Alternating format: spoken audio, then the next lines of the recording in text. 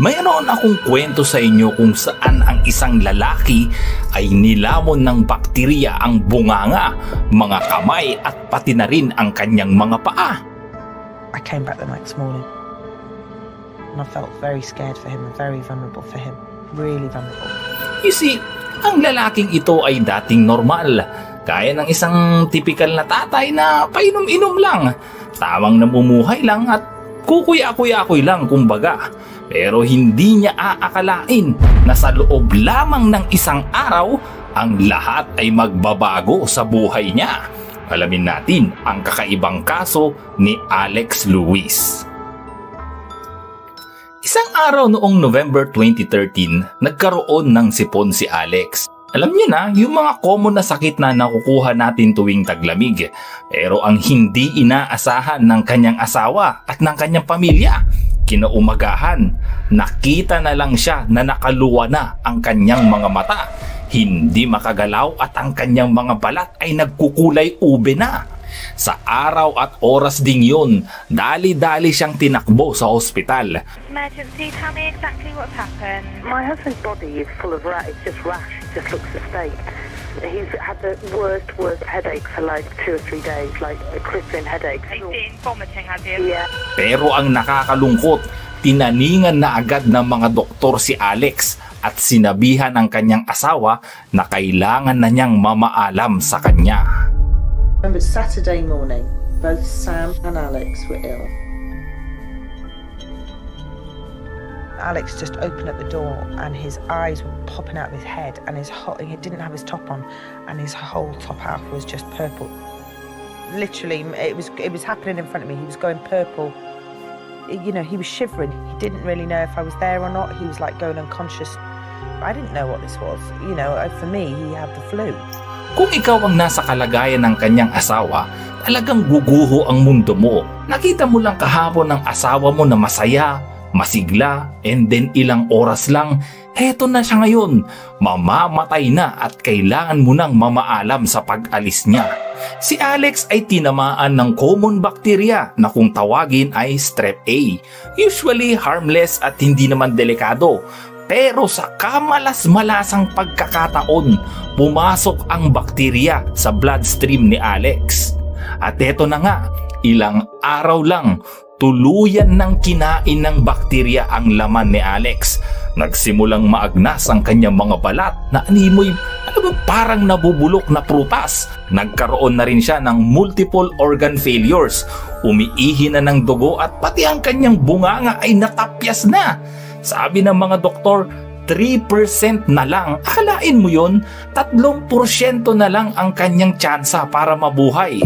At eto nga, ilang araw pa lang ang lumilipas, mukha na siyang zombie. Nagsimulang mabulok ang kanyang mga kamay, ang kanyang mga paa, paakyat sa kanyang katawan at ulo. At hindi na nga halos makilala ang itsura niya. Ang solusyon nila dito, putulin ang kanyang mga kamay at paa.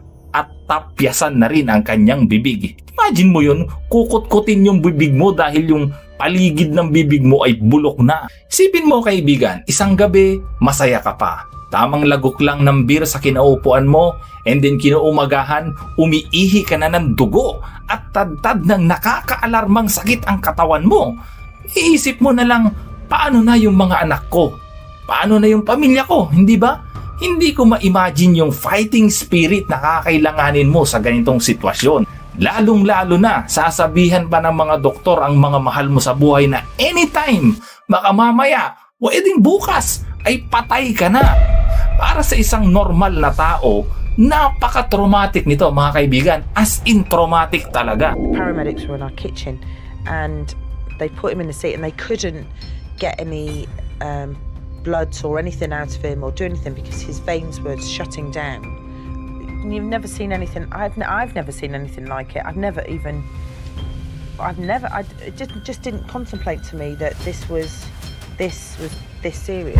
Pero alam nyo ba na ang kwentong ito ni Alex ang pwedeng maging eye-opener sa iyo mga kaibigan, na despite ng napakahirap na sitwasyong ito, despite na nasa bingit na siya ng kamatayan, hindi sumuko si Alex na lumaban para sa kanyang pamilya.